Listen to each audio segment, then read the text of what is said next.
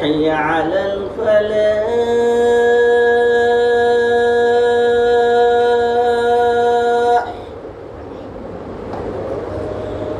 حي على الفلاح.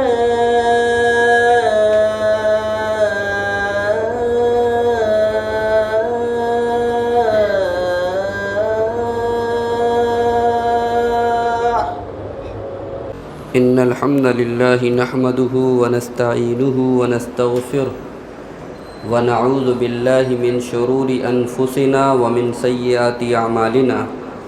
من يهده الله فلا مضل له ومن يضلل فلا هادي له. وأشهد أن لا إله إلا الله وحده لا شريك له وأشهد أن محمدا عبده ورسوله. فأعوذ بالله من الشيطان الرجيم. بسم الله الرحمن الرحيم. يا أيها الذين آمنوا اتقوا الله حق تقاته ولا تموتن إلا وأنتم مسلمون. يا أيها الناس اتقوا ربكم الذي خلقكم من نفس واحدة وخلق منها زوجها وبث منهما رجالا كثيرا ونساء واتقوا الله الذي تساءلون به والأرحام إن الله كان عليكم رقيبا. يا أيها الذين آمنوا اتقوا الله وقولوا قولا سديدا يصلح لكم أعمالكم ويغفر لكم ذنوبكم ومن يطع الله ورسوله فقد فاز فوزا عظيما. أما بعد فإن خير الحديث كتاب الله وخير الهدي هدي محمد صلى الله عليه وسلم وشر الأمور محدثاتها وكل محدثة بدعة وكل بدعة ضلالة وكل ضلالة في النار. بسم الله الرحمن الرحيم. قاف والقرآن المجيد بل عجبوا أن جاءهم منذر منهم فقال الكافرون هذا شيء عجيب أئذا متنا وكنا ترابا ذلك رجع بعيد قد علمنا ما تنقص الأرض منهم وعندنا كتاب حفيظ بل كذبوا بالحق لما جاءهم فهم في أمر مريج أفلم ينظروا إلى السماء فوقهم كيف بنيناها وزيناها وما لها من فروج والأرض مددناها وألقينا فيها رواسي وأنبتنا فيها من كل زوج بهيج تبصرة وذكرى لكل عبد منيب ونزلنا من السماء ماء مباركا فأنبتنا به جنات وحب الحصيد والنخل باسقات لها طلع نضيد رزقا للعباد وأحيينا به بلدة ميتا كذلك الخروج كذبت قبلهم قوم نوح وأصحاب الرس وثمود وعاد وفرعون وإخوان لوط وأصحاب الأيكة وقوم تبع كل كذب الرسل فحق وعيد أفعينا بالخلق الأول بل هم في لبس من خلق جديد.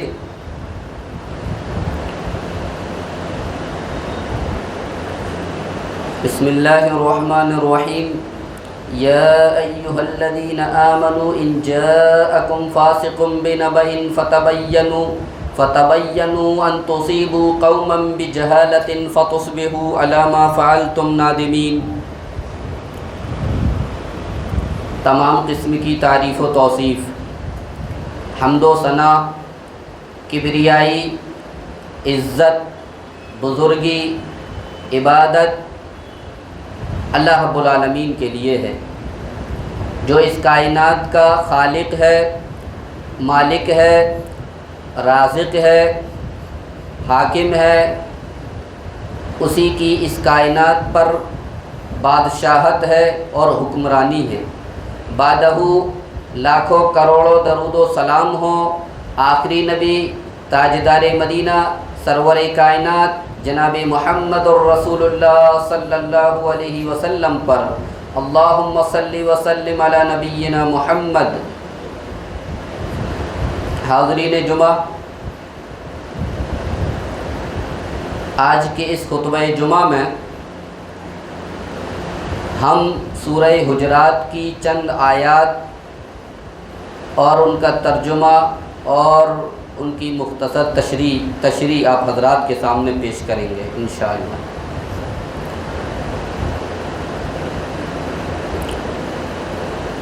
سورہ حجرات کی سب سے پہلی آیت ہے یا ایھا الذین آمنوا لا تقدموا بین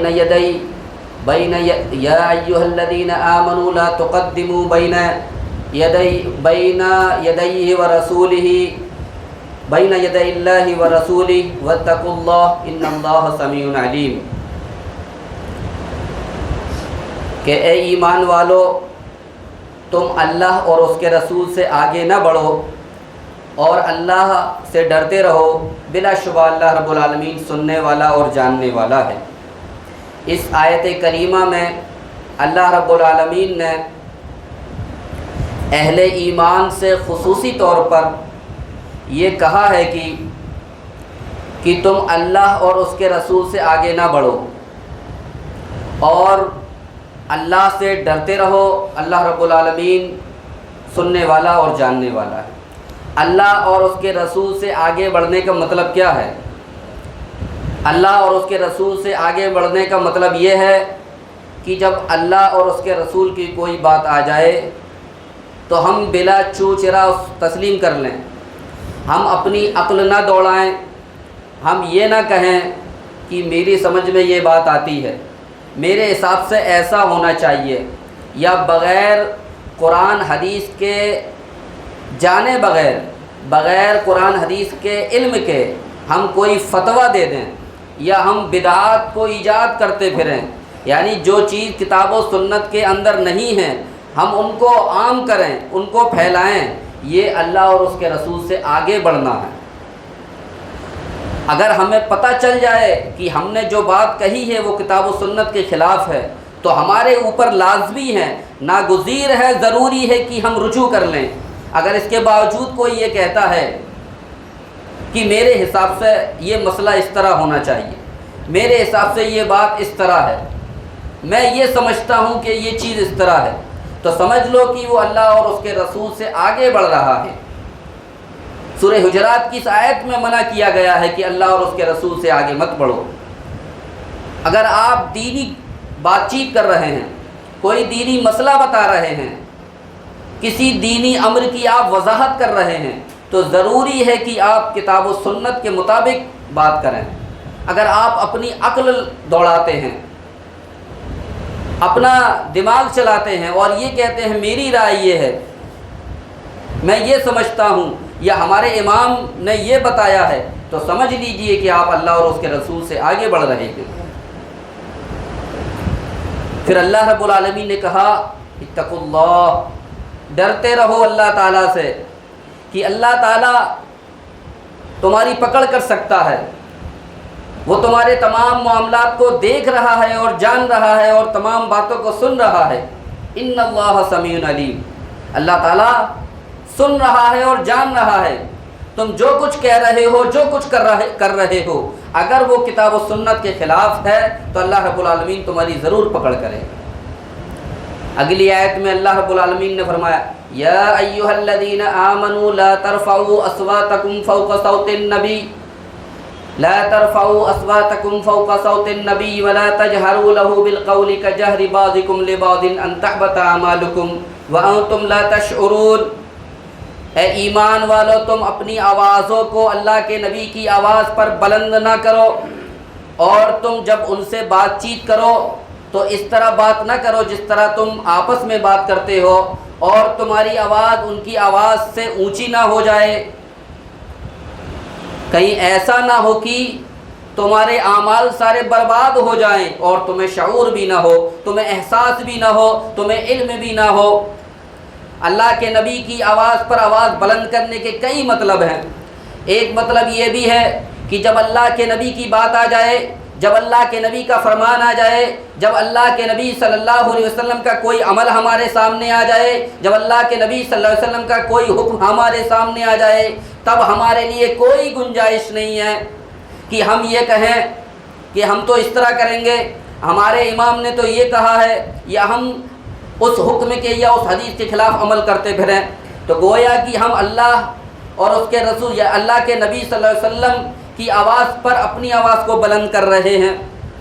ایک مطلب یہ بھی ہے کہ جب اللہ کے صحابہ اکرام کو یہ تعلیم دی جا رہی ہے کہ اللہ کے نبی صلی اللہ علیہ وسلم کی تعظیم کرو، آپ کی تکریم کرو، آپ کا ادب کرو، آپ کا احترام کرو، اس آیت کریمہ میں اللہ رب العالمین نے نبی کریم صلی اللہ علیہ وسلم کے ساتھ ادب و احترام کرنے کا حکم دیا ہے کہ جب آپ موجود ہو تو آپ بلند آواز سے گفتگو نہ کرو، آپ کی آواز اللہ کے نبی صلی اللہ علیہ وسلم سے بلند تر نہ ہو جائے، یا اسی طرح جب آپ اللہ کے نبی سے گفتگو کر رہے ہو تو آپ کی آواز اللہ کے نبی سے پست ہونی چاہیے، ادب و احترام میں آپ کی نگاہیں جھکی ہونی چاہیے، آپ کی آواز اللہ کے نبی سے بلند نہ ہو۔ یا اسی طرح ایک معنی اور مفہوم یہ بھی بتایا گیا ہے، مفسرین لکھتے ہیں کہ تم جناب محمد رسول اللہ صلی اللہ علیہ وسلم کو یا محمد کہہ کر نہ پکارو، بلکہ تم یہ کہو یا رسول اللہ۔ جب آپ کو کوئی مسئلہ پوچھنا ہو، جب اللہ کے نبی سے گفتگو کرنا ہو، جب اللہ کے نبی صلی اللہ علیہ وسلم کو اپنی طرف مخاطب کرنا ہو، تب آپ یہ نہ کہو یا محمد، بلکہ یہ کہو یا رسول اللہ، اے اللہ کے رسول۔ یہ تمام مفہوم اس چیز میں داخل ہیں کہ اللہ کے نبی صلی اللہ علیہ وسلم کی آواز پر آپ لوگ اپنی آواز کو بلند نہ کریں، اور جس طرح آپس میں آپ گفتگو کرتے ہیں، ایک دوسرے سے ہنسی مذاق کرتے ہیں، آپ کی آواز بلند ہو جاتی ہے، ہرگز آپ کی آواز اللہ کے نبی صلی اللہ علیہ وسلم کی آواز کے سامنے بلند نہیں ہونا چاہیے۔ آپ کا فرمان جب آ جائے، آپ کا کوئی عمل پیش کر دیا جائے، کوئی حدیث بیان کر دی جائے، تو آپ کے لیے ضروری ہے، آپ کے لیے لازمی ہے کہ آپ اس پر اپنا سر خم تسلیم کر لیں، آپ سرنگو ہو جائیں، آپ کہیں آمنا وصدقنا۔ یہ نہیں ہونا چاہیے کہ آپ یہ حجت قائم کرنے لگیں کہ میں نے فلاں امام سے یہ سنا ہے، میرے امام صاحب نے یہ بتایا ہے، ہمارے مولانا نے یہ بتایا ہے۔ یہ قطعاً نہیں ہونا چاہیے، ہرگز نہیں ہونا چاہیے۔ فرمایا ان تحبط اعمالکم، کہیں ایسا نہ ہو کہ تمہارے جتنے بھی نیک اعمال ہیں وہ اللہ کے نبی کے ساتھ گستاخی کرنے کی وجہ سے، ان آیات کی خلاف ورزی کرنے کی وجہ سے آپ کے اعمال برباد ہو جائیں، کارت ہو جائیں۔ وَأَنْتُمْ لَا تَشْعُرُونَ، اور آپ کو احساس بھی نہ ہو۔ یہ سورہ حجرات کی آیت نمبر 2 ہے۔ اسی طرح سورہ حجرات کی آیت نمبر 6 میں اللہ رب العالمین نے فرمایا یا ایھا الذین آمنوا ان جاءکم فاسق بنبأ فتبینوا ان تصیبوا قوما بجہالۃ فتصبحوا علی ما فعلتم نادمین۔ اے ایمان والو، جب تمہارے پاس کوئی فاسق شخص آئے، کوئی فاجر شخص آئے کوئی خبر لے کر، تو تم اس خبر کی تحقیق کر لیا کرو، جانچ پڑتال کر لیا کرو اس خبر کے بارے میں، آیا وہ جھوٹی ہے یا سچی ہے، یا وہ اس خبر کی جو ہمارے پاس آئی ہے اس کی نوعیت کیا ہے، حقیقت کیا ہے۔ ایسا نہ ہو کہ نادانی میں، جہالت میں تم کچھ لوگوں کو تکلیف پہنچا دو، ایذا پہنچا دو، پھر بعد میں تم اپنے کیے ہوئے پر پچھتاؤ اور پشیمان ہو جاؤ اور نادم ہو جاؤ۔ اس آیت کریمہ میں اللہ رب العالمین نے امت محمدیہ کو یہ درس دیا ہے، یہ انفرادی طور پر بھی ہے اور اجتماعی طور پر بھی ہے۔ یہ کسی ٹرسٹ کے لیے بھی یہ بات ہو سکتی ہے، کسی جمعیت اور جماعت کے لیے بھی یہ بات ہو سکتی ہے، کسی حکومت کے لیے بھی یہ بات ہو سکتی ہے، کسی ایک شخص کے لیے بھی یہ بات ہو سکتی ہے کہ جب کسی کے پاس کوئی خبر آئے تو خبر لانے والا کیسا ہے، پہلے یہ دیکھا جائے کہ وہ کیسا شخص ہے، سچا ہے یا جھوٹا ہے، اس کی ایمانی کنڈیشن کیا ہے، اس نے جو خبر دی ہے اس خبر کے بارے میں جانچ پڑتال کی جائے۔ ایسا نہ ہو کہ کسی نے ہمیں خبر دی کہ فلاں شخص فلاں لوگوں نے ایسا ایسا کہا ہے، ہم ان کے خلاف کارروائی شروع کر دیں۔ تو اس میں یہ نقصان ہے کہ بعد میں پھر اپنے کیے ہوئے پر جو کچھ کیا ہے ہم نے، جو کچھ ایکشن لیا ہے، پھر ہم شرمسار ہوں، شرمندہ ہوں، نادم ہوں کہ ہم نے یہ کیا کر دیا۔ اس آیت کریمہ کے متعلق ایک اکثر مفسرین نے ایک واقعہ لکھا ہے۔ ایک صحابی رسول تھے، اللہ کے نبی صلی اللہ علیہ وسلم نے ان سے کہا کہ فلاں لوگوں کے پاس جاؤ اور ان سے صدقات وصول کر لو، زکوٰۃ وصول کر لو۔ وہ صحابی آ کر خبر دیتے ہیں، یوں ہی خبر دے دیتے ہیں، وہ وہاں پر نہیں جاتے ہیں، کہہ دیتے ہیں کہ انہوں نے صدقات اور زکوٰۃ دینے سے انکار کر دیا ہے۔ اللہ کے نبی صلی اللہ علیہ وسلم نے ارادہ کیا کہ ان سے جنگ کریں، ان سے لڑائی کریں، فوج کشی کا ارادہ کر لیا، لیکن فوراً ہی آپ کو یہ اطلاع مل گئی کہ وہ صحابی وہاں گئے ہی نہیں تھے، انہوں نے اسی طرح یہ خبر اللہ کے نبی کو دے دی تھی۔ لیکن یہ واقعہ فی نفسہ ہی ضعیف ہے، اور یہ روایت سند کے اعتبار سے بھی ضعیف ہے، اس لیے صحابی کی عظمت اس سے مجروح ہوتی ہے۔ یہ واقعہ چسپاں کرنا بے بنیاد ہے۔ صرف علم کے لیے میں نے آپ کو بتایا، اکثر مفسرین نے یہ واقعہ بیان کیا ہے، لیکن یہ ہم اپنی زندگی میں اس آیت کو نافذ کریں، یہ چیز عام ہے۔ یہ آیت، اس آیت کا جو سبق ہے، جو درس ملتا ہے ہمیں اس سبق سے، وہ عام ہے رہتی دنیا تک کے لیے، کہ کبھی بھی کوئی بھی ہمارے پاس کوئی خبر لے کر آئے، ہم یوں ہی چیخنا چلانا نہ شروع کر دیں، ہم ایسے ہی ایکشن نہ لے لیں، بلکہ دیکھیں وہ خبر دینے والا کون ہے، جو اطلاع ملی ہے اس کی تحقیق کریں کہ یہ صحیح ہے یا ایسے ہی اڑائی بات ہے۔ آج کل بہت ایسا ہوتا ہے، بس لوگ کہہ دیتے میں نے ایسا سنا ہے، وہ کہہ رہے ہاں میں نے بھی سنا ہے، میں نے بھی سنا، کہنے والے کا پتہ ہی نہیں ہے، بس لوگوں نے سنا ہے۔ یہ بدگمانی ہے، یہ گمان ہے، صرف لوگ گمان کرتے ہیں اور گمان سے کہنے لگتے ہیں ایسا سنا ہے، ایسا سنا ہے۔ تو اس چیز سے بھی دین اسلام نے منع کیا ہے، روکا ہے، اس سے بہت سے نقصانات ہیں۔ ایک مسلمان کو تکلیف پہنچ سکتی ہے، اس کی دل آزاری ہو سکتی ہے، اتحاد و اتفاق ختم ہو سکتا ہے۔ پھر اللہ رب العالمین نے سورہ حجرات کی آیت نمبر 10 میں فرمایا انما المؤمنون اخوة فاصلحوا بین اخویکم واتقوا اللہ لعلکم ترحمون۔ اے ایمان والو، انما المؤمنون، سنو، تمام مومن آپس میں بھائی بھائی ہیں۔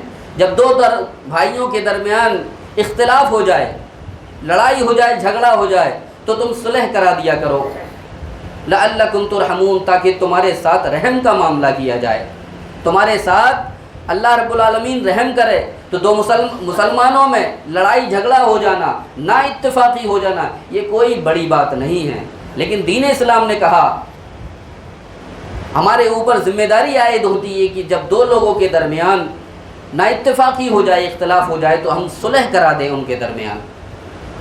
اخوت، بھائی چارگی کا دین اسلام کے اندر بہت اہم مقام ہے۔ دین اسلام نے بھائی چارگی اور اخوت کو بہت اہمیت دی ہے۔ یہ دین کی بنیاد پر یہ بھائی چارگی ہے، ہماری یہ بھائی چارگی، یہ اخوت دین کے اعتبار سے ہے۔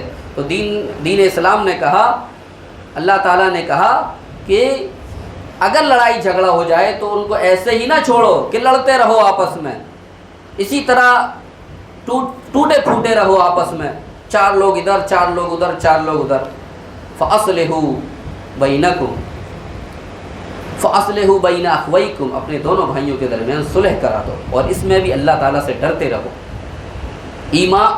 انصاف کا پہلو اور انصاف کا دامن تمہارے ہاتھ سے جانے نہ پائے، انصاف کے ساتھ، خلوص کے ساتھ، ایمانداری کے ساتھ ان کے درمیان صلح کرا دیا کرو۔ پھر اگلی آیت میں فرمایا یا ایھا الذین آمنوا لا یسخر قوم من قوم عسى ان يكونوا خيرا منهم ولا نساء من نساء عسى ان يكن خيرا منهن ولا تلمزوا انفسكم ولا تنابزوا بالالقاب بئس الاسم الفسوق بعد الايمان ومن لم يتب فاولئك هم الظالمون۔ اے ایمان والو، تم میں سے بعض لوگوں کے خلاف، بعض لوگوں کو کے ساتھ استہزاء نہ کریں، بعض لوگوں کا مذاق نہ اڑائیں۔ اے ایمان والو، تم میں سے بعض لوگوں کا مذاق نہ اڑائیں، ان کے ساتھ تمسخر نہ کریں، مذاق نہ اڑائیں ان کے ساتھ، ان کو اپنے سے کمتر نہ سمجھیں، ان کو رسوا نہ کریں کہ اپنے آپ کو بڑا سمجھیں۔ منع کیا ہے دین اسلام نے، اور آگے فرمایا وَلَا نِسَاءٌ مِّن نِّسَاءٍ عَسَىٰ أَن يَكُنَّ خَيْرًا مِّنْهُنَّ، اور کچھ عورتیں ایسا نہ ہو کچھ عورتوں کے ساتھ مذاق اڑائیں، کچھ عورتوں کے ساتھ مذاق کریں، دل لگی کریں، ان کے ساتھ استہزاء کریں، تمسخر کریں ان کے ساتھ، ہو سکتا ہے وہ مرد جن کا مذاق اڑایا جا رہا ہو اللہ کے نزدیک بہتر ہوں، اور جن عورتوں کا مذاق اڑایا جا رہا ہو وہ اللہ کے نزدیک بہتر ہوں۔ یہ ممکن ہے۔ جب انما المؤمنون اخوہ کہا تو کچھ چیزیں بتائیں اللہ رب العالمین نے، کچھ باتیں بتائیں اسی سورہ حجرات کے اندر کہ کن باتوں کا خاص خیال رکھو گے تو اخوت بھائی چارگی یہ مضبوط رہے گی اور اس کے اندر دراڑ پیدا نہیں ہوگی اور بھائی چارگی برقرار رہے گی۔ ان میں سے پہلی چیز یہ بتائی، اور بطور خاص عورتوں کو بھی تلقین کی، عورتوں کو بھی حکم کیا، ان کو بھی تاکید کی کہ تم بھی خیال رکھو، کیونکہ عورتوں کے اندر یہ چیز زیادہ ہوتی ہے، وہ دوسروں کو لان تان زیادہ کرتی ہیں، دوسروں کا مذاق زیادہ اڑاتی ہیں، اپنی کسی برتری کی وجہ سے، اپنی کسی فضیلت کی وجہ سے اپنے سے کمتر لوگوں کا وہ ان کے ساتھ استہزاء کرتی ہیں۔ تو منع کیا، اس سے ان کی دل آزاری ہوگی، اور ممکن ہے کہ جن کو تم کم سمجھ رہے ہو اللہ کے نزدیک وہ لوگ کسی وجہ سے زیادہ محبوب ہوں، اور وہ لوگ زیادہ محبوب نہ ہو جو لوگ مذاق اڑا رہے ہیں۔ اور فرمایا وَلَا تَلْمِزُوا أَنفُسَكُمْ، اور ایک دوسرے کو آپس میں طعن و تشنیع مت کرو کہ تو فلاں کا بیٹا ہے، تیرے باپ یہ کرتے تھے، تیری ماں وہ ہے اور تو اس خاندان کا ہے۔ اس طرح کے طعن و تشنیع مت کرو، کسی کی کمزوریوں کو اچھالو مت، کسی کی کمزوریوں کو، کوتاہیوں کو، عیبوں کو بیان نہ کرتے پھرو کہ وہ شرمندہ ہو جائے، وہ لوگوں کے سامنے ان کو ذلیل کرو، منع کیا گیا ہے اس سے۔ پھر فرمایا وَلَا تَنَابَزُوا بِالْأَلْقَابِ، برے القاب سے مت پکارو، کسی کے نام بگاڑتے پھرو، کسی کی بری بری صفات بیان کرتے پھرو کہ ان کو دوسروں کے سامنے بے عزت کرو، اپنے آپ کو بڑا ظاہر کرو، تو اس سے بھی منع کیا گیا ہے۔ اور فرمایا بئس الاسم الفسوق بعد الایمان، ایمان کے بعد فسق بری چیز ہے۔ اگر کوئی زمانہ جاہلیت میں شراب پیتا تھا تو شرابی مت کہو اس کو، وہ زنا کرتا تھا اب توبہ کر لی ہے، سچی توبہ کر لی ہے، ہدایت پر آ گیا، اللہ رب العالمین نے اس کو ہدایت نصیب کر دی ہے، تو یہ مت کہتے پھرو کہ تو زانی ہے، تو نے زنا کیا ہے۔ کبھی کسی سے چوری سرزد ہو گئی، اس نے اپنی اصلاح کر لی، صحیح راستے پر آ گیا، اب اس کو چور چور مت کہتے پھرو۔ بئس الاسم الفسوق بعد الایمان، ایمان کے بعد فسق بری چیز ہے۔ وَمَن لَّمْ يَتُبْ فَأُولَٰئِكَ هُمُ الظَّالِمُونَ، جو لوگ توبہ نہ کریں یہی لوگ در حقیقت ظالم ہیں۔ پھر اس کے بعد ایک آیت اور ہے، میں اس کا صرف ترجمہ پیش کر دیتا ہوں، وقت زیادہ ہو رہا ہے۔ فرمایا اس کے بعد یا ایھا الذین آمنوا ایاکم والظن فإن الظن اکذب الحدیث، یا ایھا الذین آمنوا کثیرا من الظن ان بعض الظن اثم ولا تجسسوا ولا یغتب بعضکم بعضا ایحب احدکم ان یاکل لحم اخیہ میتا فکرہتموہ واتقوا اللہ ان اللہ تواب الرحیم۔ اس پوری آیت کے اندر اللہ رب العالمین 3 چیزوں سے روکا ہے۔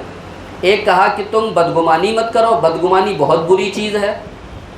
پھر دوسری چیز بتائی کہ جاسوسی مت کرو کہ ایک دوسرے کے عیب تلاش کرتے پھرو، اس نے کیا کیا، اس نے کیا کیا، اس نے کیا کیا، اور پھر دوسروں کو بتاتے پھر رہے ہیں۔ دوسروں کے عیب تلاش کیے، اب سب میں بتاتے پھر رہے ہیں، تو ولا تجسسوا، جاسوسی مت کرو، عیب مت تلاش کرتے پھرو۔ پھر فرمایا ایک دوسرے کی غیبت مت کیا کرو۔ یہ تو ایک مستقل ایک موضوع ہے، لیکن میں صرف یہ بتا دوں کہ یہ بہت ہی بڑا گناہ ہے۔ الغیبۃ اشد من الزنا، زنا سے زیادہ شدید ترین یہ گناہ ہے غیبت، تو اس سے بھی منع کیا ہے۔ اور فرمایا کہ ان تمام چیزوں سے رک جاؤ، یہ تمام چیزیں بڑی بری چیزیں ہیں۔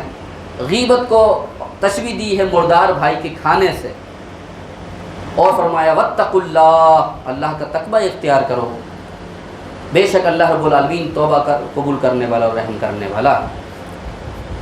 تو یہ سورہ حجرات کی چند آیات تھیں، آپ حضرات کے سامنے پیش کی، اور ان کے سے ہمیں کچھ نصیحتیں ملی۔ آخر میں اللہ رب العالمین سے دعا ہے کہ اللہ رب العالمین ہمیں قرآن مجید کو پڑھنے، اس کو سمجھنے اور اس پر عمل کرنے کی توفیق عطا فرمائے۔ آمین۔ السلام علیکم۔